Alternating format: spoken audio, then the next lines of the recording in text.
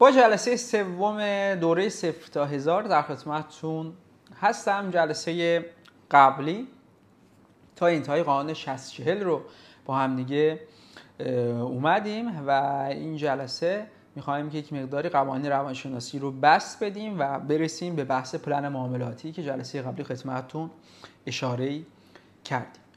قانون 60-40 پس فهمیدیم که بر اساس بهترین سیستم ها و استراتژی های معاملاتی هم اگر که تریدر در بازار پوزیشنی رو باز بکنه فقط 60% احتمال برنده شدن داره و 40% احتمال باخت در مارکت وجود داره. چیزی که ازتون میخوام حتما و قطعا این داستان رو قبول بکنین و وقتی که استاپ لاس میخورین این حجمه رو به سمت خودتون نیارین که آقا من بلد نبودم، من نمیدونستم، اشتباه از من بود. نه، اینجا هیچ خطا و اشتباهی وجود نداره، نه اشکال از استراتژی، نه اشکال از شما هست، اشکال از ماهیت بازاره و استاپ لاس و ضرر بخشی از این مارکت هستن. اتفاقی که بعد از خوردن استاپ لاس در بازار میفته تبعات سنگینی برای تریدر داره و اون تبعات سنگین به جهت یک جمله‌ای هست به نام ظرف معامله‌گری که جلوتر بهش اشاره خواهم کرد. وارد جزئیات بحث پلن مکتوب معاملاتی میخوام بشم همین اول، چون تمامی مباحثی که ما میخوایم بگیم در مورد پلن معاملاتی است. پلن مکتوب معاملاتی بچه یک چیزیه که همون قل و زنجیر معامله‌گره، همون اصول و مبانی هستش که تریدر باید بر اساسش معامله بکنه. تجربه‌ای که من توی این سالها کسب کردم، اگر تریدر بدون برنامه، بدون چارچوب، بدون قل و زنجیر، بدون رئیس، بدون آقا بالا سر وارد این بازار بشه، قطعاً بی برو برگرد حسابش رو از دست میده. برای اینکه این اتفاق براتون نیفته باید یک آیین‌نامه‌ای داشته باشین و تمامی معاملاتتون رو بر اساس اون آیین‌نامه پیش ببرین. بگید که آقا اینجا اینو میخرم، اینجا اینو میفروشم، اینجا این شد معامله نمیکنم، اینجا این شد معامله میکنم، اینجا حجم اضافه میکنم، اینجا استاپمو به این شکل میذارم، اینجا سیستم خروجم رو اینجوری کنترل میکنم. همه اینها باید مکتوب بشن. چرا باید مکتوب بشن؟ چرا پلن مکتوب معاملاتی؟ یک جمله ای رو میخوام بهت بگم، حسابی حواست بهش باشه. اگر پلن مکتوب معاملاتی ننویسی از همین جلسه محکوم به شکستی، محکوم به از دست دادن حساب معاملاتی هستی. چرا این رو میگم؟ دلیلش مشخصه.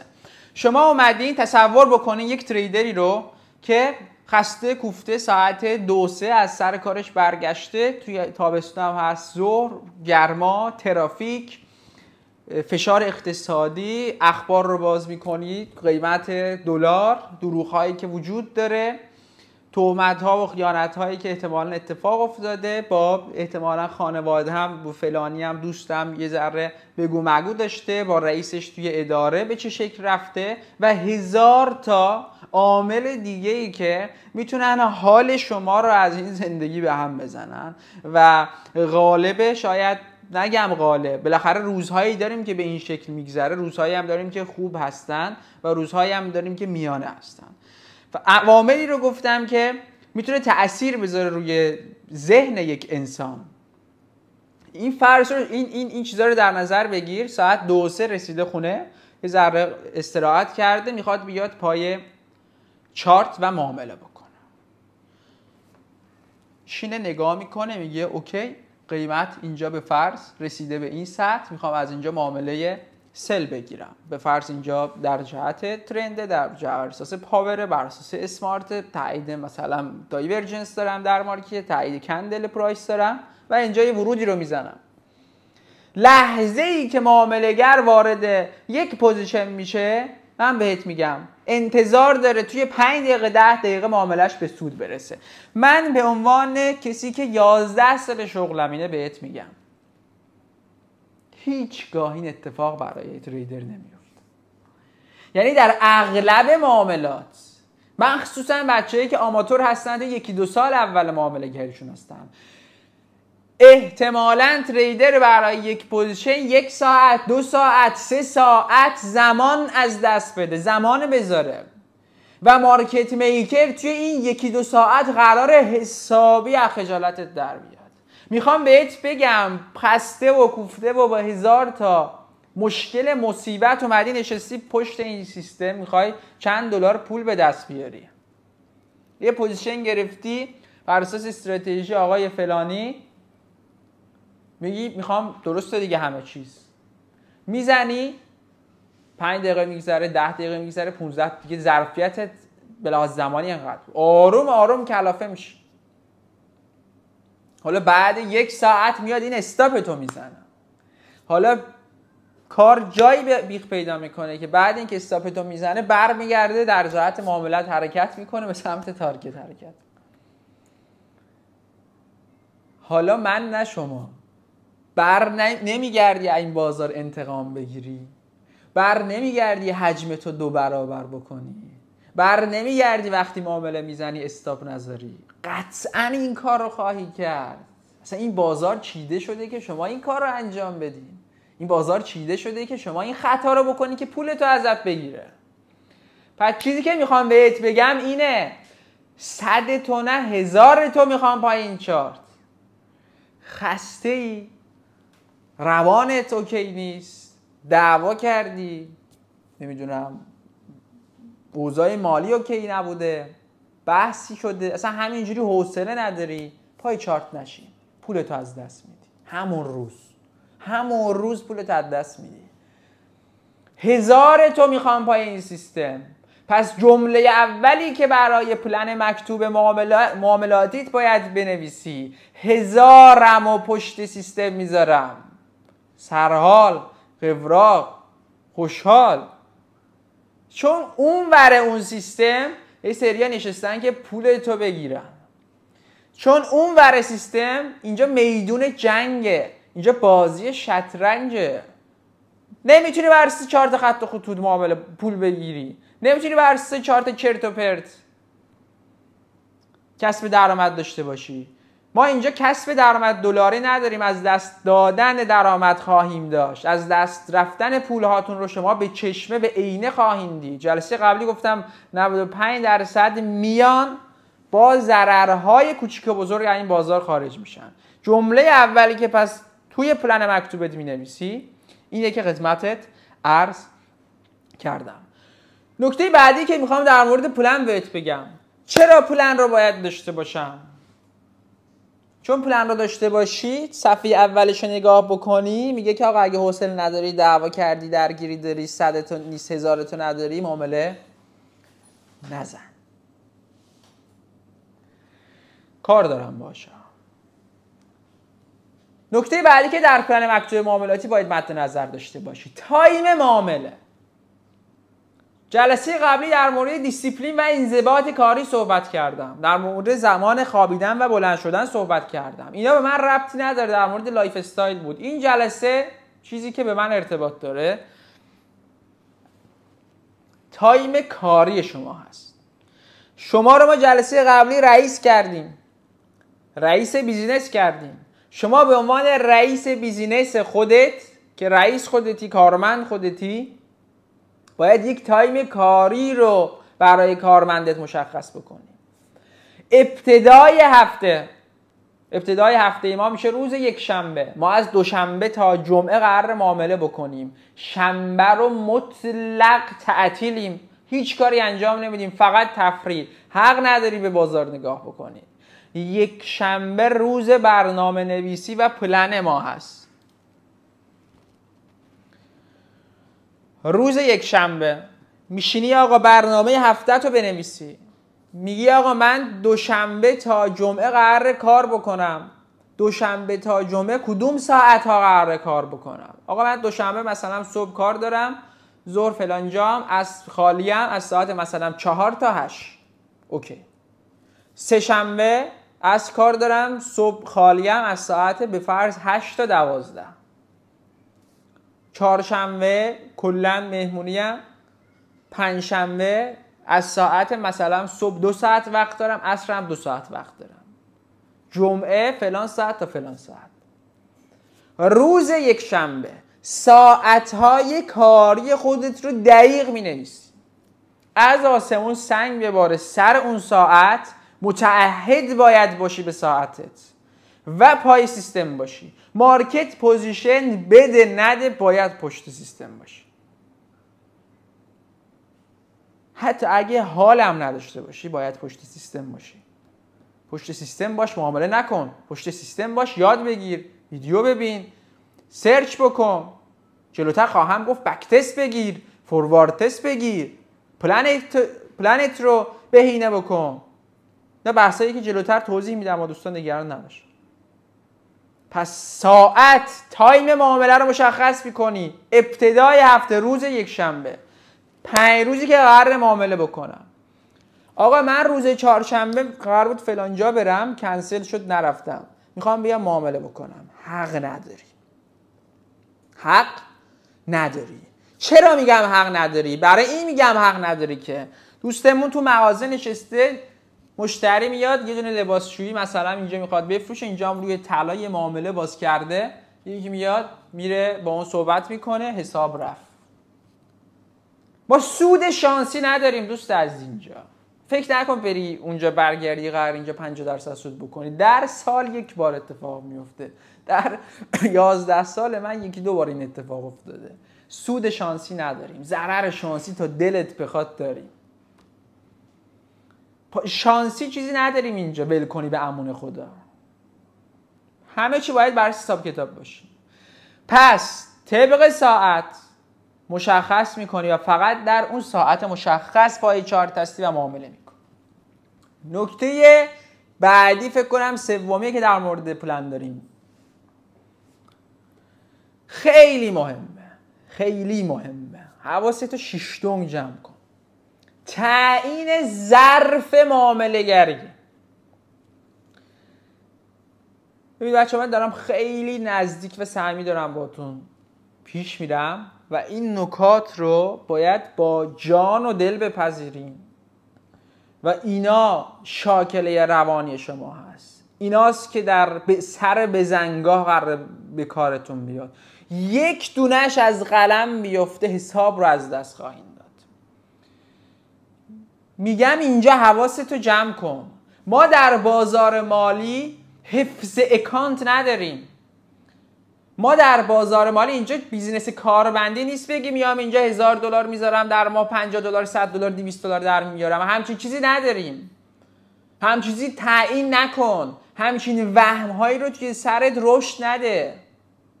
ما یک ماه شاید 20% سود بکنیم، یک ماه 20% ضرر بدیم، یک ماه 50% سود بکنیم، یک ماه 10% ضرر بکنیم. نکته‌ای که میخوام بهت بگم اینه، تریدر اگر بر اصول پایبند باشه سودده. تریدر اگر بر اصول پایبند نباشه قطعاً من تنها جاییه که با قطعیت صحبت میکنم. در بازار مالی قطعیت نداریم. اینجا با قطعیت صحبت میکنم. میگم تریدر به اصول پایبند نباشه قطعاً حسابش رو از دست میده. ضرر نمیکنه ها، حسابش رو از دست میده. تریدر اگر به اصول پایبند باشه، اگر به پلن معاملاتی درست پایبند باشه قطعاً سود میکنه. بی برو برگرده. توی ویدیوی جلسه سوم دارم بهت میگم، تضمین میدم چیزایی که بهت میگم رو مو به مو اجرا بکن. اگر ضرر بکنی هر چند دلار ضررت رو من خواهم داد. من این توی کورسات میگم، اینجا توی ویدیو برای چندین میلیون نفری قرار این ویدیوها رو ببینن. اینجا توی جلسه سوم خواهم گفت. بر اساس اصول و پلنی که دارم برات مشخص میکنم معامله بکن تا مادامی که عمل بکنی بهش سوددهی. روزی که از پلن خارج بشی قطعا حسابت رو از دست میدی. ضرر نمی کنی، حسابت رو از دست میدی. 0 و 1 بازار مطلق، خطی نیست. یا سوددهیم یا ضرردهیم، بینابین نداریم 2%، 3%، 5% تعیین تارگت ماهانه اینو بزنیم. پس جمع بکن روی چه جلسه‌ای هستم. روی نوشتن جلسه اول نوشتن پلن مکتوب معاملاتی هستم. پارامتر مهمی که در پلن داریم تعیین ظرف ذهنی معامله گره. ظرف ذهنی معامله‌گر یعنی چی؟ میگم آقا قدیمی‌ها میگن به اندازه ظرفیتت کار بکن، به اندازه، حالا خیلی مثال داریم در این باره، یه چند تا اومد خیلی قشنگ نبودن نمیزنم مثال‌هاش رو. به اندازه ظرفیتت کار بکن، به اندازه گنجایشت کار بکن. من با ظرفیت تو چی کار دارم؟ من با ظرفیت تو کار دارم در سود و ضرر، بیشتر در ضرر. میگم آقا ظرفیت چقدر در بازار؟ چند دلاره؟ عدد بگو. میگه آقا من $1000 دارم. ظرفیت چقدر برای این $1000؟ یعنی چی ظرفیت چقدره؟ یعنی چند دلار از دست بدی. اینجا بازار از دست دادن هاست نه به دست آوردن ها. اول اینو باید لیمیتش بکنی بعدش به دست بیاری. میگم چند دلار از دست بدی روانت به هم نمیخوره. روانت به هم نمیخوره میدونی یعنی چی؟ یعنی مثلا آه نمیکشی. یعنی بچه‌هایی که حالا اهل دخانیات هستن سیگار لازم نمیشن. تأکید اکید میکنم توی آلایف استایل خواهم گفتا بذارین کنار این چیزا رو. حالا برای بچه‌هایی که حالا هستن یعنی خم به ابرود نمیاد. میگیری چی میگم؟ میگم تو $1000 چند دلارت بره ناراحت نمیشی، طغیان نمی کنی، پرخاش نمی کنی، لحنت عوض نمیشه با دور و بریات. این عدد رو خودت میدونی، نگهش دار برای خودت. عدد رو من بهت خواهم داد.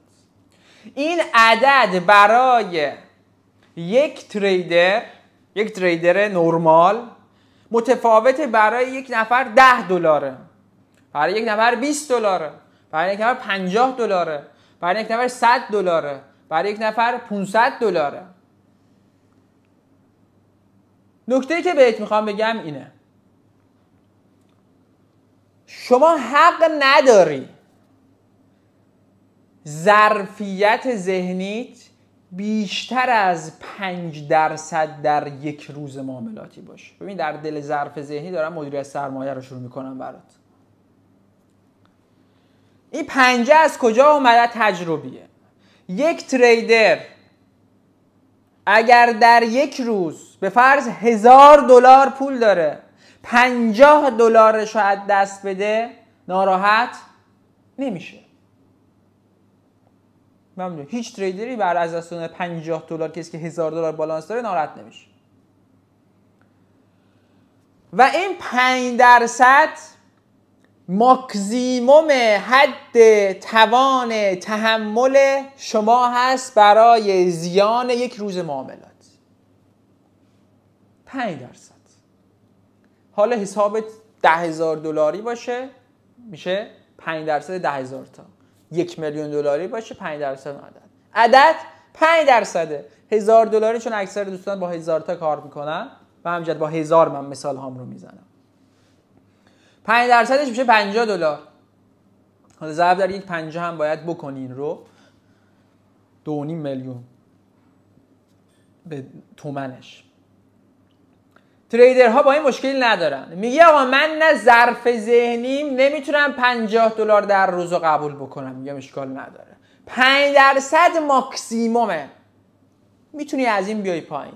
میگه من $50 یعنی 2.5 میلیون نمیتونم تحمل بکنم. میگم بکن 4%. میگی بازم نمیتونم. میگم بگو 3%. بازم نمیکنم. بکن 2%. بازم نمیتونم. بکن 1%. 5% ماکسیمومه. 5% ماکسیموم حد تحمل ذهنی یک تریدره. طبیعتاً در حسابهای کوچیک 5% عددی نیست، اما در حسابهای فرض $10,000 $100,000 $1,000,000 5% عدد بسیار بسیار بالای. توی مدیریت سرمایه خواهم گفت وقتی اکانت بالاتر میره این 5% رو ما میاریمش پایینتر و حتی در اکانت های خیلی بزرگتر قطعا این عدد زیر 1% خواهد بود. البته تریدری که حساب بزرگ هم داره میگردونه به حاضر ذهنی ذهنش طبیعتا از کسی که داره حساب 1000 تا 2000 تایی میگردونه به پختگی بالاتری رسیده. پس ظرفیت ذهنی تو مشخص بکن. میگه آقا 5%. بر اساس ظرفیت ذهنیت من یک مدیریت سرمایه خیلی ساده در همین جلسه بهت میخوام بهت بدم. خیلی ساده. میگم جمع پوزیشن های بازت در یک روز معاملاتی نمیتوانند بیش از 5% وارد ریسک بشن. یعنی چی؟ در جلسه مدیریت سرمایه مبسوط در موردش صحبت خواهم کرد، محاسباتش و بحثش، و خواستم که در جریان باش. جمع پوزیشن های باز یک روز معاملاتی، یعنی تمام پوزیشن هات در یک روز استاپ بشن، حد اکثر پولی که تو از دست میدی 5%، $50 برای 1000. آقا یک ظرفی رو هم داریم برای هفته، یک ظرفی رو داریم برای کل ماه معاملاتی، برای کل فصل معاملاتیمون. اینها رو در بحث مدیریت سرمایه مبسوط در موردش صحبت خواهم کرد. پارامتر بعدیم در پلن مکتوب معاملاتی، پارامتر بعدی بچه‌ها اولویت بندی در بازار هست. ما یک سری اولویت بندی های رو داریم. مطالب بسیار بسیار زیاد هستن در بازار و این خودش باعث سردرگمی تریدر در مارکت میشه.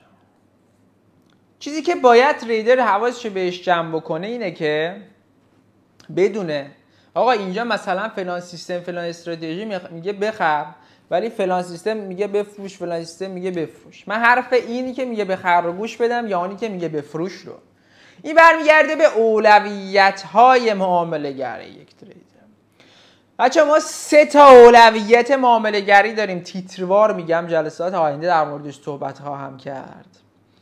راحت آموزش بازارهای مالی و فعلا بسم الله شروع نکردیم و مطالب بسیار بسیار زیاد هستن و هر مطلبی رو که میگم من اسلاید نخواهم داد، نخواهم گفت، چیزی ندارم، فقط میام میشینم صحبت میکنم، میبرمت پای بازار، تو لایو بازار بهت نشون میدم، فوروارد تست میگیرم و تریدری بهت یاد میدم و سختی هاش رو جلو چشت میارم که بدونی کجا اومدی و اینکه چجوری میتونی ازش احتمالاً سود بکنی.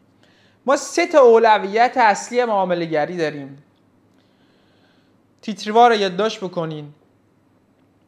اولویت روند یا ترند در مارکت به عنوان اولویت اول.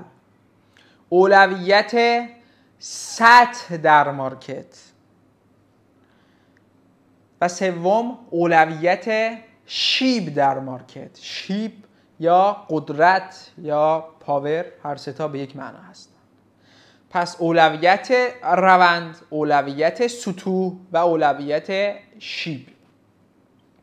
من با این 3 تا کار دارم و تمام استراتژی های معاملاتی یا از جنس روندی هستن یا از جنس سطح هستن یا از جنس شیب در بازارهای مالی هستن که مبسوط در موردش صحبت خواهیم کرد.